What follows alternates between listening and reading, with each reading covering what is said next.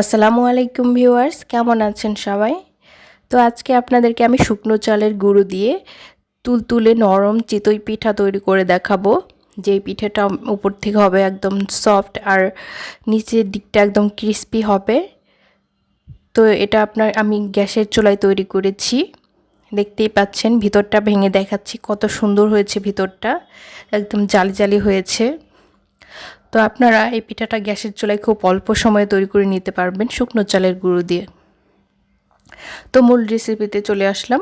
তো এখানে আমি শুকনো চালের গুঁড়ো নিয়ে নিয়েছি, দেখতেই পাচ্ছেন একদম ঝরঝরে এটা শুকনো চালের গুঁড়া।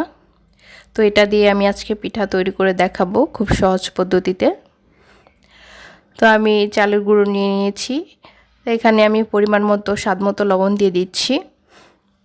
লবণটা আমি চালের সাথে খুব ভালো করে মিশিয়ে নিচ্ছি। তো এখানে আমি গরম পানি ব্যবহার করব। আমরা সাধারণত চিতই পিঠা তৈরি করতে কুসুম গরম পানি ব্যবহার করি, সেটা কাঁচা চালের জন্য। তো আমি যেহেতু শুকনো চালের গুঁড়ো দিয়ে করছি, মোটামুটি ভালোই গরম পানি লাগবে এখানে। তো এই যে আমি অল্প করে পানি দিয়ে নিচ্ছি আর এভাবে হাত দিয়ে মেখে নিচ্ছি। পানিটা যেহেতু গরম, আমার ধরতে একটু অসুবিধা হচ্ছিল। তো আমি অল্প করে করে পানি দেব আর একটা খামির তৈরি করে নেব এভাবে অল্প অল্প করে। দেখতেই পাচ্ছেন আপনারা। তো এভাবে পানি দিব আর একটা খামির তৈরি করব। খুব আস্তে আস্তে সময় নিয়ে এটা তৈরি করে নিতে হবে। আসলে আপনার পিঠাটা কতটা সফট হবে সেটা নির্ভর করবে এই মাখানোর উপরে। আপনি যত ভালো করে এটা মাখিয়ে নেবেন ডোটাকে, তত বেশি সফট হবে আপনার পিঠা আর ফুলকো হবে অনেক, যতটা সময় নিয়ে আপনি এটা মাখতে পারেন। তো আপনি এটাকে খুব ভালো করে মেখে নেবেন। দেখতেই পাচ্ছেন আমি কিভাবে মেখে নিচ্ছি। আমরা যেভাবে রুটি তৈরি করি সেরকম একটা ডো তৈরি হয়ে গেছে। হাত দিয়ে চেপে চেপে আমি মেখে নিচ্ছি এটাকে। তো এতে পিঠাটা ভালো ফুলবে এবং ভিতরটা খুব সফট হবে। তো আমি 4-5 মিনিট সময় নিয়ে এটাকে হাত দিয়ে খুব ভালো করে মেখে নেব এখন। তো আমি এটাকে 4-5 মিনিট খুব ভালো করে মেখে নিয়েছি। এখন এই যে দেখতেই পাচ্ছেন অল্প অল্প করে পানি দেব আর এভাবে ডোটাকে একটা ব্যাটারে পরিণত করব। চিতই পিঠার যে এরকম হয় আর কি, যেরকম ব্যাটার হয়। তো আমি অল্প অল্প করে গরম পানি দিচ্ছি আর এরকম একটা খুব সুন্দর একটা ব্যাটার তৈরি করে নেব। অল্প অল্প করে পানি দিয়ে মাখবো আর এইভাবে ব্যাটারটা তৈরি করে নেব। তো আপনারা একটু হাতে সময় নিয়ে কাজটা করবেন, এতে করে চালের গুঁড়িটা খুব ভালো ভিজবে, ভিতরে পানিটা ঢুকবে আর পিঠাটা অনেক সফট হবে খেতে। তো এই যে দেখতেই পাচ্ছেন আমি ভালো করে মিশিয়ে নিচ্ছি।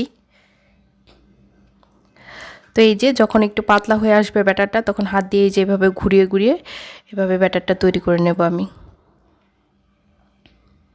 তো আমার আরও পানি লাগবে এখানে। এই যে আমি আরেকটু পানি দিয়ে নিয়েছি। এই যে দেখতে পাচ্ছেন কনসিস্টেন্সিটা ঠিক এরকম হবে, এভাবে পড়বে। এটা আপনাদের দেখে বুঝে নিতে হবে।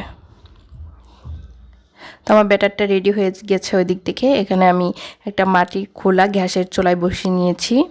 তো এটাকে খুব ভালো করে আমি গরম করে নেব এখন। তো এটা আমার গরম হয়ে গেছে। এখন আমি এই যে একটা পিঠার ডো দিয়ে দিলাম। এখন এটা ঢেকে দেবো আমি 2.5 থেকে 3 মিনিটের জন্য, মিডিয়াম আঁচে ঢেকে দেবো এটাকে। এই যে আমার একটা পিঠা হয়ে গেছে। তো এটা এখন হয়নি, আরেকটু সময় লাগবে হয়তো হতে। এই যে হয়ে গেছে এটা। তো উঠিয়ে দেখাচ্ছি একটা পিঠা কতটা সফট হয়েছে আসলে। তো আমি আরেকটা পিঠার জন্য ডো দিয়ে দিলাম। তো এটাকেও সেমভাবে ঢেকে দিচ্ছি। এই যে দেখতে পাচ্ছেন কতটা ফুলেছে পিঠাগুলো, দেখেই বুঝতে পারবেন। যদিও এটা শুকনো চালের, তারপর দেখতে পাচ্ছেন কতটা নরম তুলতুলে হয়েছে, এটা দেখেই বোঝা যাচ্ছে আসলে। এই যে আমি সেমভাবে আরেকটা পিঠা উঠিয়ে নিচ্ছি। পিঠাটা আমি উল্টে দেখাচ্ছি নিচের সাইডটা কতটা সুন্দর হয়েছে। এই যে দেখতেই পাচ্ছেন কতটা সুন্দর হয়েছে, নিচে একদম ক্রিস্পি আর উপরে তুলতুলে। তো এই যে পিঠাগুলো আমি নামিয়ে নিয়েছি। তো আপনারা এই প্রসেস ফলো করে বাসায় বানিয়ে নিতে পারেন এরকম নরম তুলতুলে ফুলকো পিঠা গ্যাসের চুলায়, তাও আবার শুকনো চালের গুঁড়ি দিয়ে খুব সহজভাবে তৈরি করে নিতে পারেন। এই যে নিচের সাইডটা দেখতে পাচ্ছেন কতটা সুন্দর হয়েছে। তো আমি ভেঙে দেখাচ্ছি ভিতরটা কত সুন্দর জালি জালি হয়েছে, এই যে দেখতেই পাচ্ছেন। তো সবাই ভালো থাকবেন, ভিডিওটিতে একটি লাইক দেবেন, আর ভিডিওটি বেশি ভালো লেগে থাকলে চ্যানেলটি সাবস্ক্রাইব করে পাশে থেকে যাবেন। আল্লাহ হাফেজ, আসসালামু আলাইকুম।